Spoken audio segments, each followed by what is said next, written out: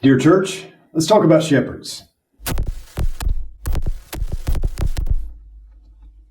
Hello and welcome to the Dear Church podcast. I'm your host, Chris McCurley, joined by one of my favorite people. Bob Spencer is here. I bet you have a lot of favorite people. Well, the next 4 weeks we'll have 4 great people on here. Bob Spencer is one of our shepherds here at Walnut Street, and I'm so excited that you're joining us as we're starting a new series.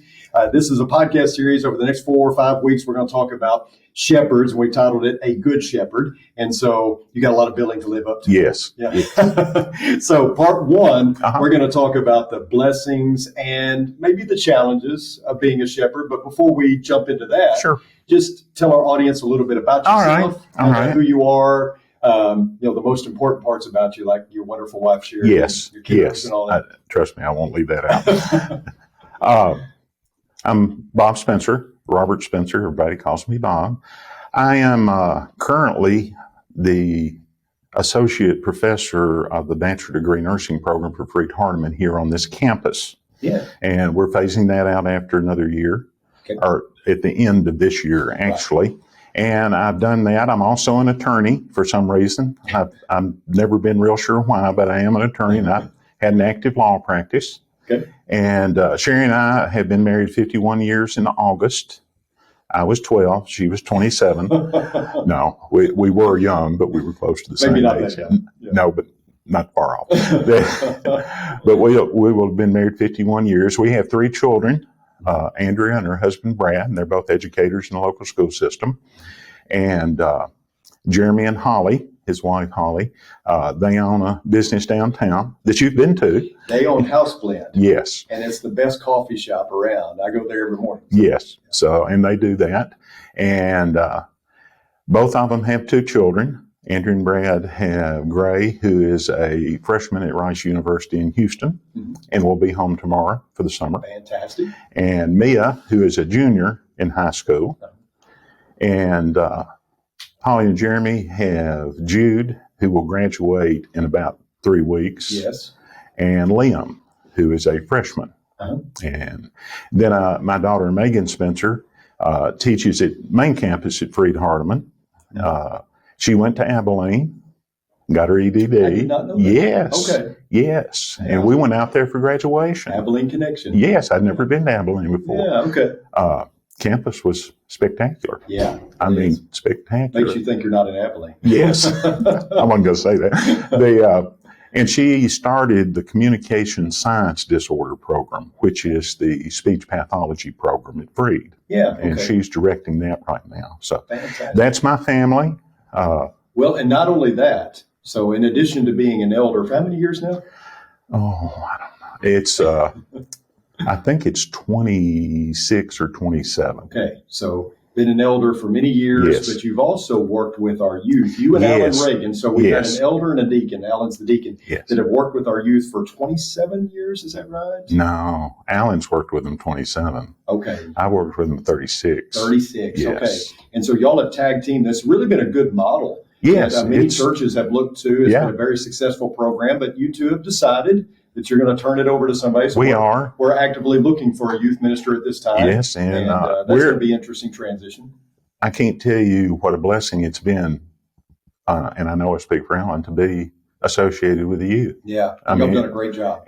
But I think everything has a life, and I think this is a good time. I think this is the right time, and I think it's the providence of God that now's the time. So we're both at peace with it, and it doesn't mean we won't ever see them again. That's right. We'll see them around here. It'll all be good. Well, I know y'all have done a great job. Well, I appreciate that.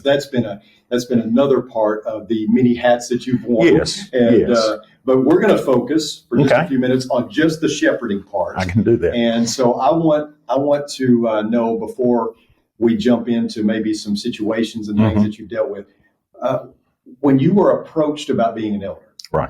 So what was that like? How I'm sure you talked with Sherry about it, but what went into the decision to become an elder? You know, that's a very good question. And I don't think my response was any different than anybody else's, the people I've talked to. The first thought is, I can't do this. Yeah. I'm not qualified to do this. Yeah. And I talked to some other shepherds at that time. Mhm. Obviously, I talked to my wife. I talked to both my children. Andrea graduated from high school the year I was appointed an elder. Oh, So okay. she was not going to bear the brunt of me being an elder. And then my son Jeremy was going into his junior year. Okay. And we talked about it. And it's an honor. It's an incredible honor. I think it was, you'll have to correct me, but I think it was it President McKinley that was an elder of the church? Or Garfield or something like that? Yeah, it was one of those presidents. Yeah. And I know he made the statement that I have stepped down from the highest office to accept the presidency of the United States. Quote. And it is I don't want to say difficult. It's not. Yeah. It's not for us. Right. I don't know that it's challenging. Sometimes it's just hard.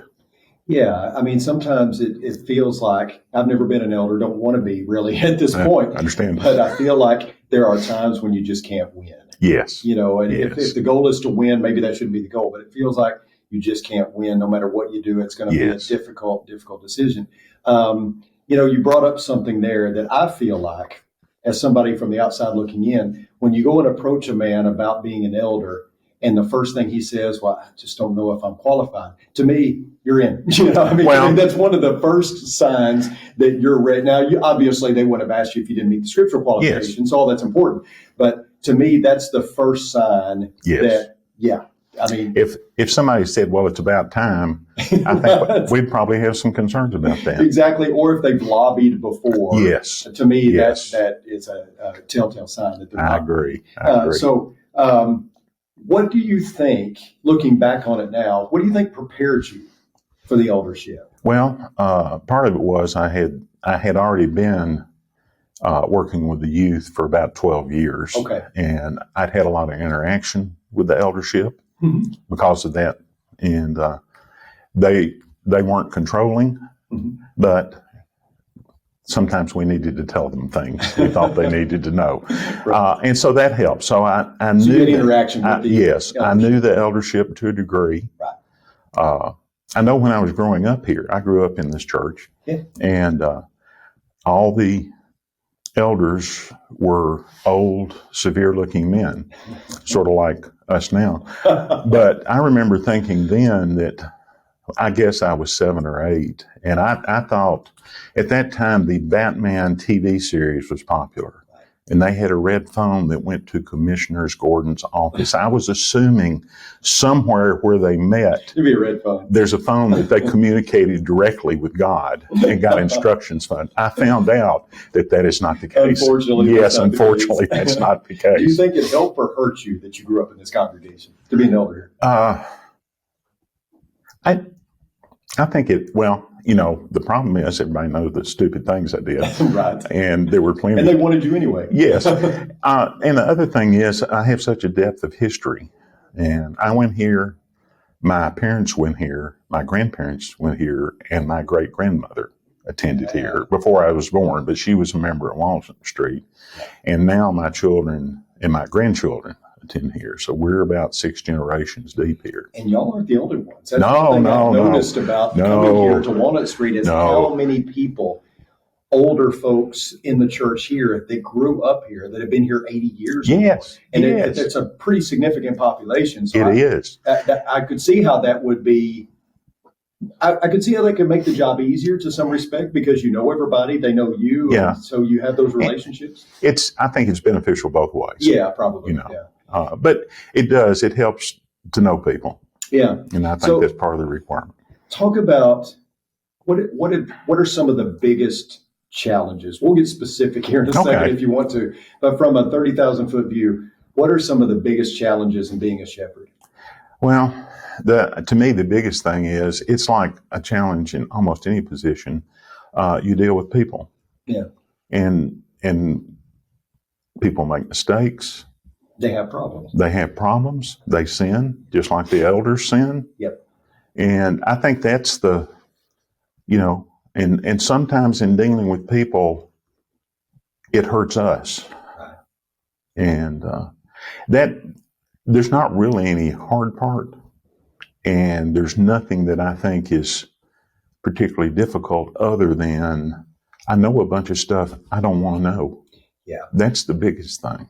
There's an underbelly to the church like there is anywhere Oh, else. sure. It's people. Because there's people. I want our viewers and listeners to hear this, but when I first came to Walnut Street and I was asked to come to the elders meeting, one of the things that I noticed, and this has been true to form every elders meeting since, is you guys pass around a list of people that need to be prayed for.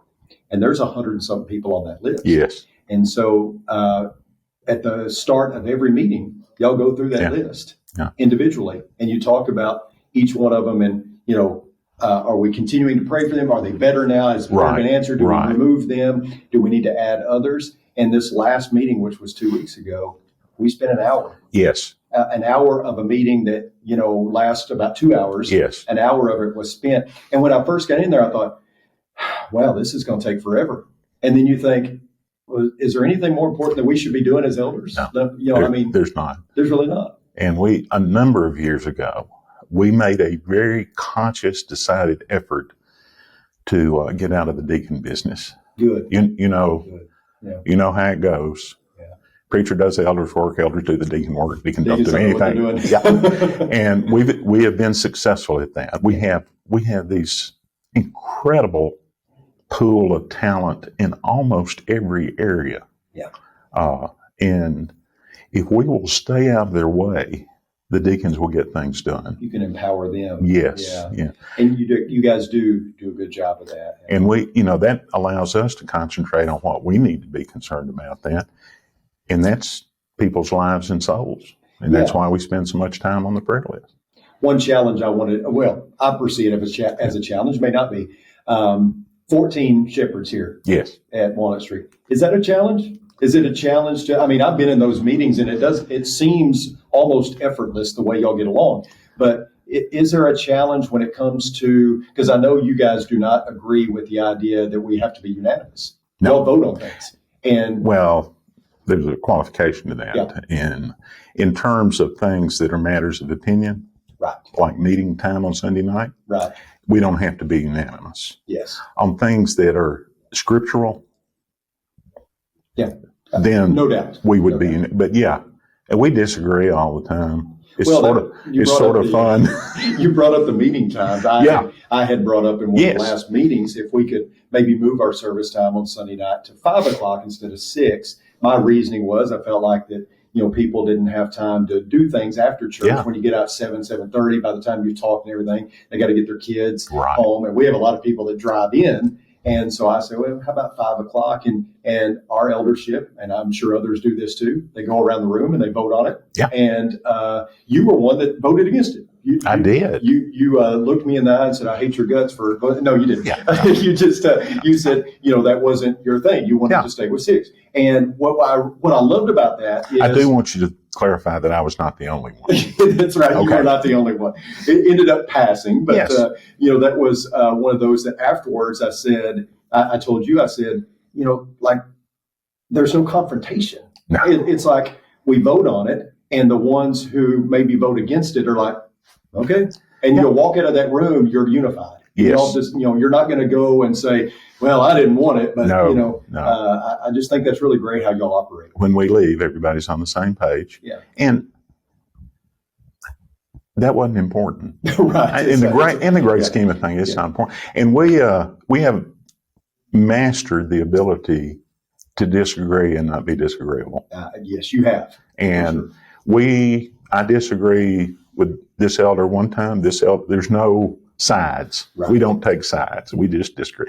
And one of the elders made a motion one time, and then we had a lot of discussion about it. And after all the discussion, he voted against his own motion. He said, I listened to all that, and I think you're all right. So that's great. So we're very receptive to discussion. And the attitude, I think, when you come into the meetings is sit yourself aside. And I think that's huge for any person in any kind of, business or operations of any kind is you got to be able to set yourself Exactly. aside for the greater good of the team. Yes. And y'all do that very well. Can you think about a particular time? And obviously, we don't want to be too specific. Sure. Can you think about a particular time where it was where you lost some sleep and maybe you lost your appetite because it was such a daunting time? Well, we all believe that God is always in control. Sure. So what we do, we're going to do the very best we can to instill God's word and what he teaches. Yeah. But ultimately, God will take care of the situation. Right. As God sees fit. Right. And that's some comfort to it. But, it's always, we're in the relationship business, and problems are always relationships. And sometimes it gets messy, and you were asking, is it an advantage? Part of the problem is when these problems occur, I know them, I know their parents, and there's a good chance, and I'm to the age now, I quit asking who are your parents. I ask who are your grandparents. Yeah, but and we I know them 3 generations back, and it's heartbreaking. But all we can do is do what we think God would want us to do. Yeah. And we're committed to that, and we have a lot of discussions about those sort of issues. Yeah, and they're difficult. Yeah. Not necessarily within the eldership, but they're just difficult because we're dealing with people's lives and decisions they made. More than likely had them in the youth group. So you've got a double whammy there sometimes. Yeah, we have a wonderful group of young people. We do. But they're young people, and they have problems common to young people, just like adults have problems that are common to young adults. So, but we do our best to minister them. Yes, and done very well. So let's shift gears. Sure. Let's talk about the blessings. Oh, okay. Get out the doom and gloom stuff. So what, in your mind, has been the greatest blessing of being an elder? It's the association with the other elders. Yeah. And I knew them all. It's not like I didn't know anybody. Right. But and ever since I've been an elder, and Bobby, Kathy, and I are the only two. I'll make sure. Yes, we're the only two that are elders left when we were appointed. Okay. Everybody else has passed on or retired. Right. And every time we add new elders, I think, they disrupt unity. This is dicey. Yeah. When they appointed us, they were down to 5, and they appointed 4 of us. Yeah. And I didn't think of it at the time, but what a leap of faith to bring 4 people in that, that can certainly disrupt things. Yes. If you don't pick the right people. And every time we've done this, and we've added elders several times, every time we've done it, it's just amazing. Yeah. It's there. We enjoy each other's company. You know that. Very much so. Yeah, we're a funny bunch, or we think we're a funny bunch. That's the problem. And it is not onerous to come to an elders meeting. It's not. It is not difficult. Sometimes the subjects are difficult, but I have such love and trust in those 13 men that makes it. And all elderships are not that way. They're not. And, when I was coming to interview for the job, I had some association with Dixon. My son dated a girl from here when he was at Harding. And so I knew something about Dixon, not a whole lot about Walnut Street, knew a little bit about Steve Baggett. And so. And you came anyway. I came anyway. And Jeff Jenkins, who I affectionately call my agent, he was filling Ted up with all these glowing remarks about me. And so they called me. And when Jeff was telling me about Walnut Street, my thinking was, well, Jeff, I don't know. I mean, I see them online, and it's 3-piece suit and all that. I mean, that's not me. I mean, are they stuffy or And he goes, I don't think so. But he said those are all things you can find out. So anyway, I text Ted and ahead of the meeting, and I say, what's the attire for this meeting? And he said, most of us will be in ties. And I thought, can't do this. This is not me, And he purposely waited an hour and responded, just kidding, because he had talked to Jeff. Yes. And Jeff had told him to mess with me. And I get here and everybody's relaxed. They're having a good time. And, we had these name tags so that I could know all of y'all. And if you'll remember, half the bunch of y'all spent time patting each other on the back, sticking your name tags on each other because that was the fun y'all were having. And I thought, I can work with this group. This is my kind of people. You have your fun. You flip that switch when you need to and be serious. But, it's worth the price of admission to come to an elders meeting in Walnut Street. They're pretty fun. It can be. They're pretty fun. I'm glad we sold you on the first one because there's no telling what will happen. No, it's what you saw is the way it is. It's genuine. I think that's one of the biggest qualities an elder needs to have. Be real. Authentic, real. Yes. And we've got a real bunch, I asked one of our elders, Mark, to be on the podcast. And Mark goes, Chris, I don't know if I'm a podcast guest. He said, I work. I'm not very educated. I don't speak well and all that. And I go, that's exactly why I want you on the podcast, because you're real. He's far too modest. He is. And that's what you want, right? He speaks well and he has great opinions and ideas. He does. So, and all of our guys. That just gives you some insight into who our guys are. Very diverse. We have very diverse elders. We do. Yeah. We really do. Can you give a specific example or examples of some wins that you've had, if we can call it that, that you just particularly, you look back on with a lot of joy and excitement? Well, the latest one is we hired you. that was it. I was fishing for that. Yeah, well, you got see, I'm easy, man. And that was a big win for us. That's sweet. We had the feeling from that first time, even though there's Zoom before you came, that you were the one. Yeah. And we thought you would be the fit for here. And you don't know the kind of joy that it brings us to have you here and see the joy and see what you're doing. Oh, and you're doing what we want you to do. Yeah. I feel like that's Steve Baggett. I called him and I said, so what do you think about me coming there and all that? And he said, Chris, when we came here 20-something years ago, we felt like we found our soulmate church. And I feel that same way. It was a match made in heaven, kind of thing. I'm sure as an elder and as a youth minister, you've seen some really cool things.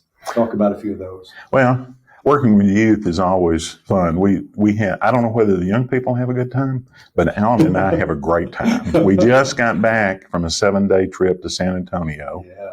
Went to, they have a Six Flags there. Mm-hmm. It was 90 the week before. The day we're there, it was 46 and drizzled all day. But we had the best time. You made the most of it. That's right. Yeah. And we've had a lot of young people graduate, go on college, mature, be faithful. And that's the thing that, as much fun as we have, our underlying mission is to increase the spirituality of them and help them own their own spirituality. Yeah. Mom and daddy's faith will only take you so far, and it's not far. And we don't succeed in everybody, but we try with everybody.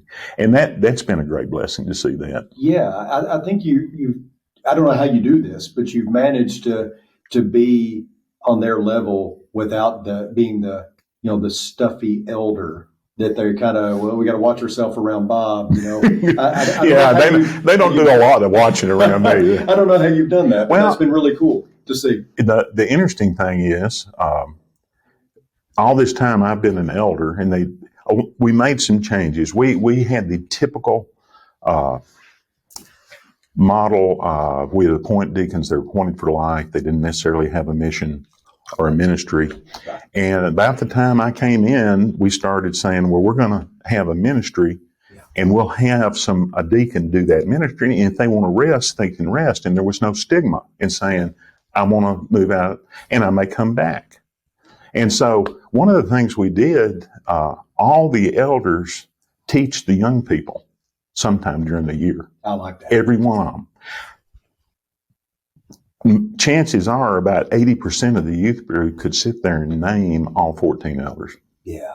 I mean, which is highly important. Yes. And they know who we are. Yeah. And we teach them and we joke with them. And the other thing we've done, and we had We do this every other year.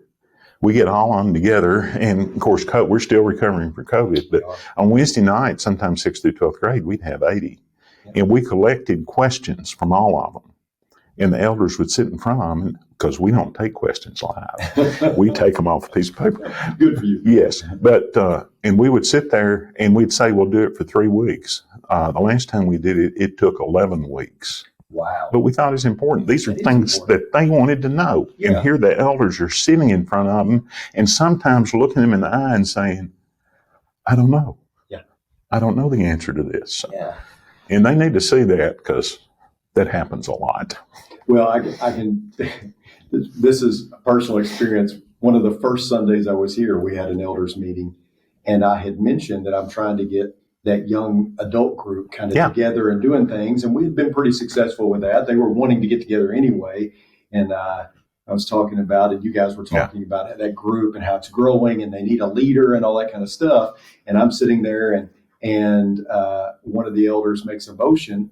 I make a motion that we make Chris Webb a deacon over the young adult group. Yeah. Somebody else says, I second it. All those in favor, aye. All those opposed. And it's like, wait, what just happened? And of course, y'all present him to the congregation and say, if there's no objection, if there is any objection, write it out, sign it and all that. If not, he's going to be appointed a deacon. And I just sat there and I thought, wow, that's the most efficient process I've ever seen. And you're going to make people think that we act with great rapidity. And that's not true. Sometimes it takes. Yeah. One thing was, Chris had been a youth minister at Centerville Church of Christ. And it was an intern here at one point. And was the intern. I taught him everything he knows, but not everything I know. Yeah. And then he was youth minister at Greymere. Yes, he was. So he had experience with that. And obviously this is an older group, but still he had experience leading a group of people. And he's a wonderful person. His wife grew up in this youth group, like a daughter to me. But that's knowing your people. Yes. Yes. And I come in, this is one of my first meetings, and I'm going, wow, this is like unbelievable. This is awesome. And I just, that was kind of my first taste. And I was like, I can work with this. You were probably afraid you didn't hear the web, and they said Chris. You thought I had other duties as a That's side, right. Yeah. So tying everything up, putting a nice little bow on it. If you were to talk to somebody who was considering the eldership, like the elders had come to them and he came to you personally and just said, hey, why should I consider this? What advice can you give me? What would you say? I would say, don't be afraid. Yeah. Have some trust in the judgment of the elders. Yeah. And that if they think you can do it and they think you would be a good elder, that's probably what you ought to do. Yeah. Just take that step. And it takes a while to get into the rhythm of things. Mm-hmm. I'm hoping my 28th or 29th year, I'll get into that rhythm. No, I mean, and it's not bad. And we've known so many. I now have 2 members of the youth group that are elders. Yeah. That's how long I've done it. Yeah. I guess Scott Woodard and Troy will be on here next week. Yes. And Troy. Yeah. That's crazy. Yes, it is crazy because I know all the stuff they did. And it's crazy for me because for the first time in my life, about 5 of the elders are my age or closer. Yes. Which is really neat. Well, it's because you're getting older.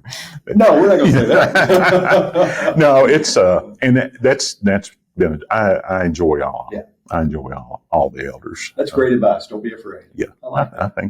I think that's because I think that's what I was. Yeah. I was afraid I couldn't do it. I was afraid I'd mess it up. Yeah.